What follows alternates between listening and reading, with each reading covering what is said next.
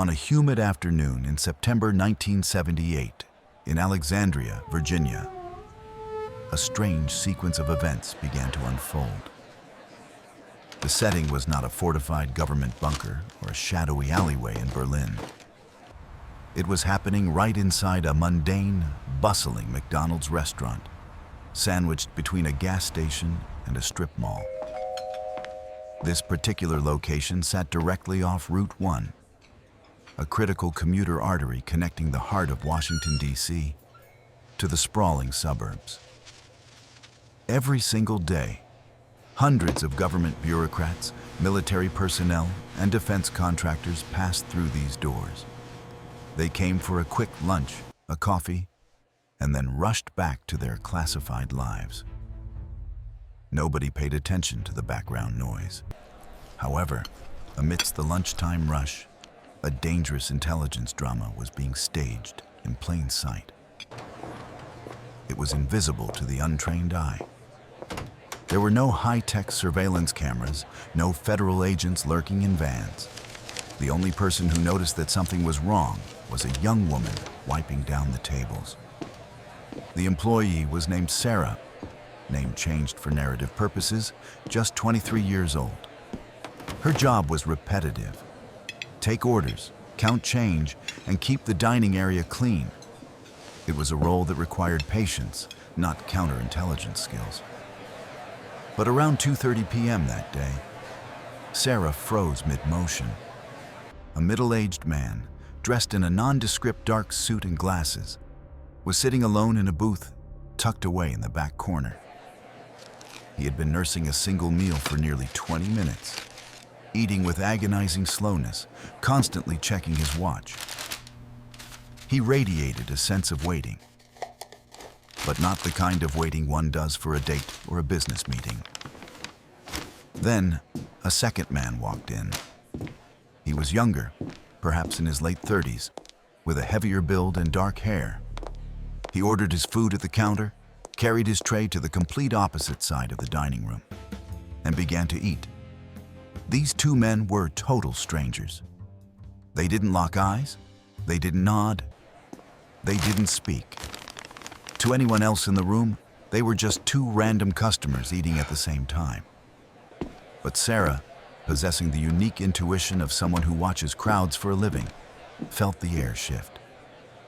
The silence between the two men felt heavy, deliberate, and rehearsed. It was a silence that screamed of collusion. The younger man finished his meal.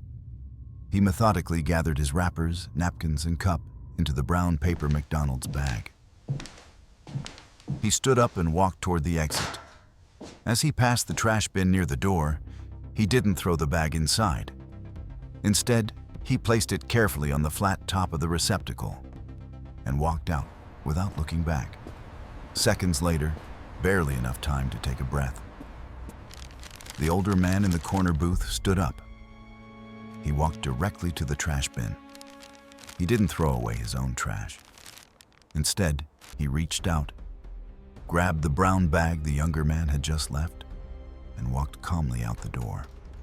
Sarah stood there, rag in hand, a cold chill running down her spine. That wasn't the action of a scavenger scrounging for leftovers. It wasn't a mistake. It was a handoff. A perfect silent exchange executed in broad daylight, under the fluorescent hum of a fast food restaurant. Could it have been a coincidence? Sarah tried to rationalize it. Maybe the older man was a friend retrieving a forgotten item. But the precision of their movements gnawed at her. No words exchanged, no acknowledgement, just a fluid transfer of a brown paper bag. 3 weeks later, on a Thursday afternoon in October, the exact same script played out again. The older man arrived first, claiming that same secluded booth with the vantage point. He ordered, he sat, and he waited with the patience of a predator. 20 minutes later, the younger man appeared. The process unfolded like a machine programmed for secrecy. The younger man ate, packed his trash, and placed it on the bin lid. The older man stood, retrieved the trash, and vanished. This time, Sarah knew it wasn't random. This was a protocol, a mobile dead drop operating in the suburbs of America. She tried to tell her brother, who worked as a security guard, about what she had seen. But the story sounded ridiculous out loud. Spies at McDonald's. You're watching too many movies, he laughed. His dismissal stung, but it didn't extinguish the burning curiosity and unease growing inside her. Sarah decided she couldn't just watch anymore. She needed corroboration. She confided in Lisa, a trusted coworker. Lisa was skeptical at first, but Sarah's intensity was contagious. They agreed to turn their shifts into a surveillance operation. On October 26th, the window of opportunity opened again. The two women were ready. They positioned themselves behind the counter, scrubbing surfaces but keeping their eyes locked on the dining area. The older man arrived, wearing the same suit. Taking the same seat, he checked his watch. The game was on. When the younger man entered, Sarah and Lisa watched his every move. He ate his meal normally, but when it came time to clean up, a new detail emerged. Just before folding the top of the brown bag, he quickly reached into his jacket pocket. In a blur of motion, he pulled out a small object, too fast to identify clearly, and dropped it into the bag of trash. It happened in a split second. If you weren't looking for it, you would have missed it. That object was too small to be leftover food, but it had been guarded carefully in his pocket. That was the key. The trash wasn't the point. It was the Trojan horse. The two young women now realized they were sitting on a secret that felt dangerous. They knew that the next time this happened, passive observation wouldn't be enough. They needed to know what was inside that bag. A bold, risky plan was hatched in the storage room of the restaurant. The plan was simple but fraught with peril. Sarah would play the role of the diligent cleaner. She would time her movements perfectly. The moment the younger man placed the bag on the bin and walked out, she would swoop in. She would intercept the drop before the older man could get to it. If she was caught, she would play the dumb employee card. "I was just cleaning up, sir. I didn't know it was yours." It was a gamble. If these men were professional intelligence operatives, Sarah was putting herself directly in the crosshairs of a conflict she couldn't possibly understand. November 9th arrived, the day of the drop. Both targets appeared on schedule. The tension in the restaurant felt suffocating to Sarah and Lisa, though the customers around them chewed their burgers in blissful ignorance. Sarah grabbed a spray bottle and a cloth, her heart hammering against her ribs, and moved toward the exit. The younger man stood up. He walked toward the door. Sarah held her breath. He placed the bag on the bin lid and pushed through the glass doors. Sarah lunged. She didn't just pick up the bag. She shoved it deep into the main garbage liner, pushing it down into the filth, and tied the liner shut. She heaved the heavy black bag out of the bin, intending to rush it to the back. Suddenly, a voice, calm, deep, and chilling, spoke from behind her. "Excuse me, miss. You just threw away my food." Sarah spun around.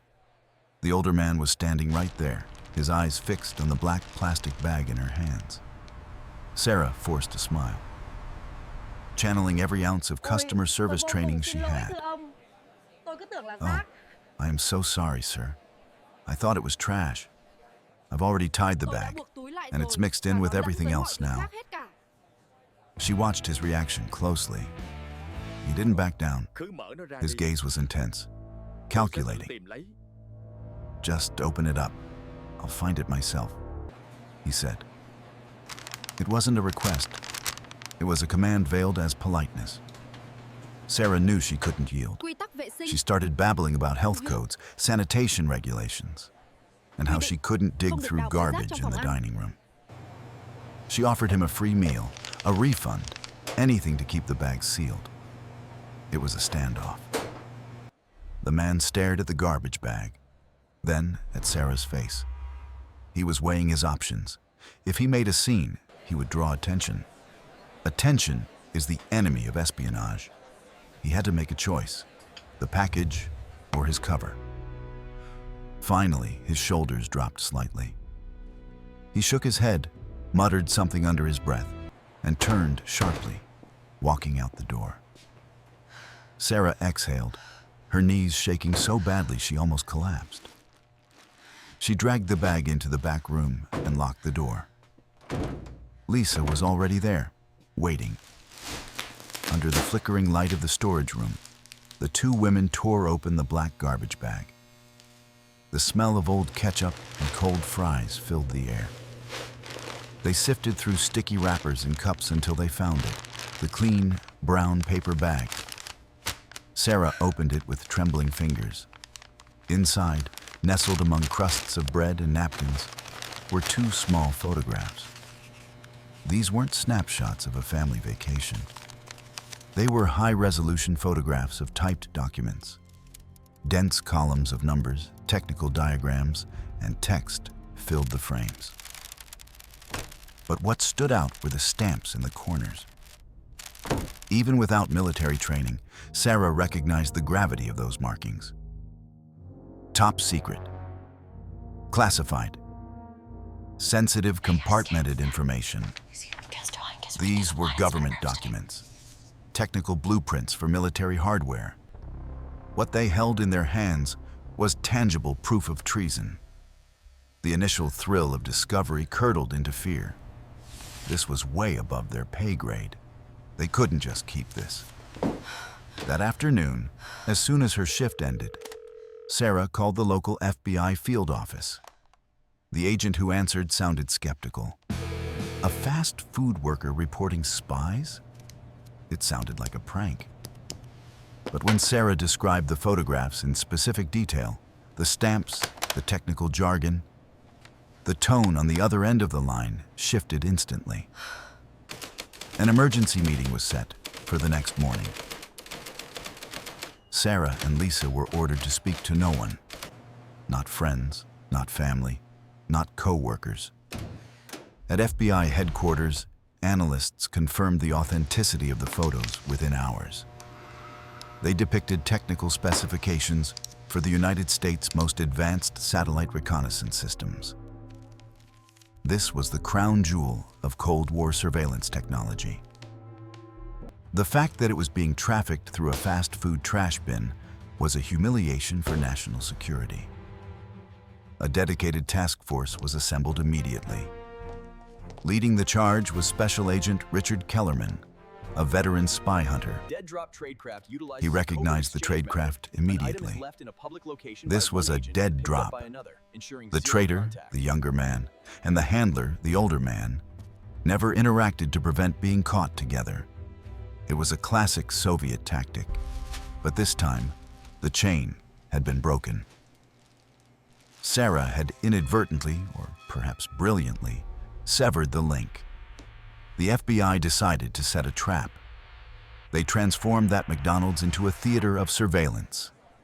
Agents disguised themselves as customers, repairmen, and even delivery drivers. They waited. 2 weeks passed in agonizing silence. Nobody showed up. The agents began to worry that Sarah's confrontation had spooked the network. Perhaps the older man had signaled an abort code. Perhaps the spy ring had gone dark. But Kellerman banked on one thing: greed or fear. They would come back. On December 7th, patience paid off.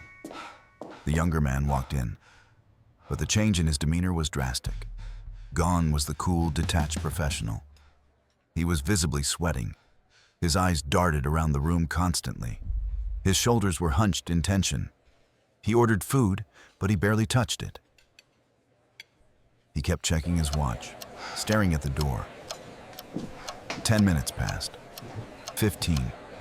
The older man, the handler, was nowhere to be seen. The traitor had been abandoned. The network had cut him loose. Finished with his charade of a meal, he didn't leave the bag on the bin. He left his tray on the table and hurried out. But this time, he wasn't alone. A massive FBI surveillance team, utilizing multiple vehicles and agents on foot, shadowed him through the winding streets of Virginia. They tracked him to a quiet, nondescript apartment complex. The license plate was run. The identity of the ghost was revealed. David Allen Becker, 38 years old. He was a technician for a defense contractor, a man with high-level security clearance and access to the exact documents found in the photos. On paper, Becker was boring. No debts, no criminal record, a clean polygraph history. He was the perfect gray man, the employee nobody notices. But the reality underneath that boring exterior was about to be exposed. The older man never returned to the restaurant. He had sensed the trap the moment Sarah refused to hand over the bag, and he had vanished into the ether. The FBI decided they couldn't wait for the big fish any longer. They had to take Becker down before he destroyed evidence or fled the country. At dawn on December 23rd, just as Becker stepped out of his apartment for work, the FBI swooped in. He was handcuffed before he reached his car. A search warrant was executed immediately. The contents of his apartment were a prosecutor's dream. Hidden in the bedroom closet, buried under piles of blankets, was a specialized 35mm camera and rolls of undeveloped film. In his desk drawer, they found handwritten notes copying satellite coordinates. And most damning of all, taped to the top of a kitchen cabinet, was an envelope stuffed with nearly $8,000 in cash. The meager price of betraying a nation. In the interrogation room, Becker initially played the stoic. But when faced with the photos from the McDonald's bag and the cash from his kitchen, he crumbled. He confessed that it had all started 2 years prior, with a chance meeting at a bar in D.C. A man calling himself Victor had befriended him. Victor was charming, a good listener, and seemingly wealthy. He never identified himself as Soviet intelligence. Instead, he spun a tale of idealism. Science should have no borders. Technology should be shared to balance global power and prevent war. Victor played on Becker's ego and his financial insecurities. Becker was drowning in debt that didn't show up on credit reports. Personal loans, medical bills. When the high-minded ideals didn't fully work, Victor put cash on the table. Becker took it. He began photographing documents at his office, then transferring the film to Victor through a series of dead drops. McDonald's was their favorite. It was crowded, anonymous, and predictable. Becker described Victor as an Eastern European male, polite but professionally paranoid. Becker knew nothing real about Victor. No last name, no address, no phone number. All communication was done via signals. A piece of red tape on a specific mailbox meant, "I have a package." A chalk mark on a telephone pole meant, "Meeting confirmed." The FBI tried one last gambit. They used Becker as bait. Under strict supervision, Becker placed the red tape signal on the mailbox. He went through the motions of setting up a meeting. On the designated day, federal agents swarmed the area around the McDonald's, invisible and waiting. Becker entered, ate, placed a dummy bag on the bin, and left. The bag sat there. 1 minute, 5 minutes, 20 minutes. The trash piled up around it, but no one touched it. Victor was gone. He was a professional, and his survival instincts had told him to run. Although the handler escaped, the destruction of Becker's cell stopped a massive hemorrhage of classified data. Becker went to trial, His defense lawyer argued he was manipulated, a victim of sophisticated psychological grooming. The judge wasn't moved. Becker's actions weren't naive, they were calculated and fueled by greed. He had sold out his country's safety for envelope cash. He was sentenced to 18 years in federal prison. He served over a decade before being paroled in 1990. A man whose life was ruined by a brown paper bag. The case was closed, but its legacy lingered in the intelligence community. A major Soviet spy ring in Washington had been dismantled. And the irony was palpable. Billions of dollars spent on satellite surveillance, counterintelligence technology, and border security had missed what a waitress caught. Sarah, a young woman earning minimum wage, had done what the entire defense apparatus had failed to do. She didn't have a badge or a gun.